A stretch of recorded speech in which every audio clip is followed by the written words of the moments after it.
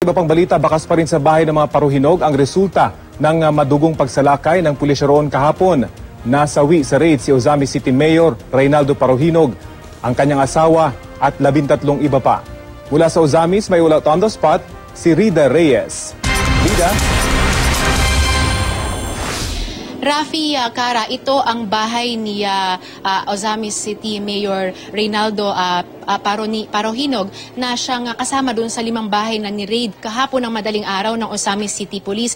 Sa loob ng bahay na ito, 14 ang namatay mula doon sa mga kasama na itong si Mayor Reynaldo, ang kanyang may bahay na si Susan at meron pang nasa 10 security detail. Makikita natin dito sa baba, ito yung uka ng hand grenade na sinasabi na pumutok daw. Ang paliwanag dyan ng pulisya, ito raw ay galing dun sa isa sa mga security personnel ni Mayor. Ito yung hanggang dito umabot yung epekto ng lakas ng pagsabog na yan at ito'y nabitawan daw ng isang security aid niya. Pero ang sabi ng mga taong nandito, wala raw hawak na anumang barel o firearm yung mga tao ni Mayor na mangyari yun. Dahil remember, a few months ago ay sinurrender na nila kusang loob yung kanilang mga firearms. Ito naman sa bandang ito, makikita natin sa lakas ng impact nung granada at dahil na rin na brownout kasi nung mga oras na iyon na Rafi at Kara, talagang wala na raw nakikita. Tuloy-tuloy daw yung mga putukan ng barel at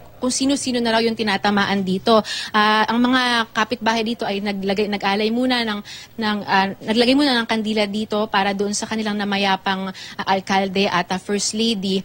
Dito naman sa bandang ito, actually nagkalat pa rin yung mga dugo pero ito'y nilinis na ng mga kapitbahay dito para naman na syempre naging maayos na rin itong bahay na ito bilang paggalang dun sa kanilang alkalde. Kung mapapansin nyo ngayon, dito sa may sulok na ito, ito'y isa sa mga security video cam na naka-install sa loob ng bahay ng mayor. Ang sinasabi sa atin ng PNP, nitong si Chief Inspector Espenido, pagpasok daw nila sa bahay na ito, agad daw nilang binabagsak yung mga security cam dahil ang intention daw nila ay para hindi raw masunog yung identity ng kanilang mga operatiba na nagsasagawa ng mga raid nila at para protektahan yung mga witness na kasama nila sa raid na ito.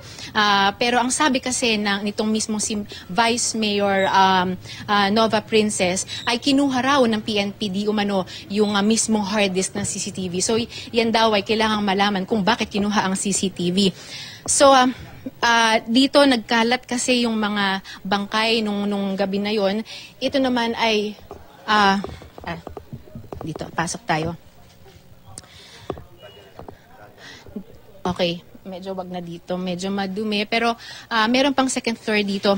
Ngayon, kung tayo'y lalabas ngayon dito sa loob sa bahay, ito ngayon yung sinasabing compound na dahil marami na nandyan na sa katabi yung bahay ni Vice Mayor mismo na isa rin sa mga bahay na ni-raid at doon naman merong isang security detail na namatay. Sa puntong ito naman ay makakausap natin ang mismong anak ni Vice Mayor Nova Princess para sabihin ang kanyang mga sentimento tungkol sa mga binigay na pahayag ng PNP Ozamis tungkol sa nangyaring raid na ito. Sofia, una sa lahat, condolence sa nangyari. Kanina, kagabi ay nag-press conference itong si Chief Espenido at sinabi niya na kaya lang daw humantong sa madugong engkwentro ay dahil daw nauna raw magpaputok yung security detail ni Mayor. Hindi po yung totoo. So for the record, ano ang totoo? Ano ang na-encounter niyo? Ikaw, nandito ka rin ng mga oras na yon. Ayoko na pong magdagdag pa na yung mga salita. Sobrang pressured na po ako. I just want justice for my family po at saka safety ng mom at saka tito ko. Ngayon sa lahat ng mga allegations, drug involvement, yun daw, illegal possession of firearms, ano ang reaksyon ng pamilya? Hindi po yung totoo po. Wala po kami nun.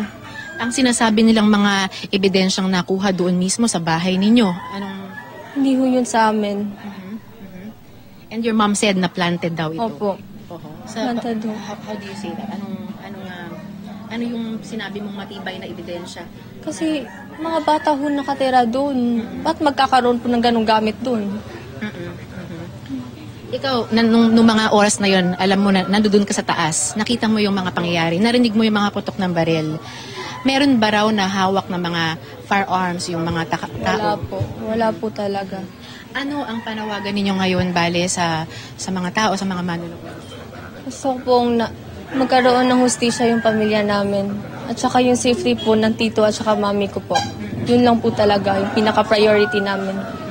Okay. Maraming salamat, Sofia. So sa puntong ito, nagbigay na ng pahayag sa atin ng Ozamis PNP. At lahat daw ng ito, as far as the family of itong si Mayor Parohinog is concerned, ay lahat daw yan ay hindi totoo. At gagawin daw nila ang lahat para raw patunayan, at least sa mga constituents daw nila, na hindi raw totoo na ang mga nakuhang mga ebidensya rito na gaya ng baril at ng mga droga ay wala raw katotohanan. At yan muna ang pinaka-latest mula rito sa Ozamis City.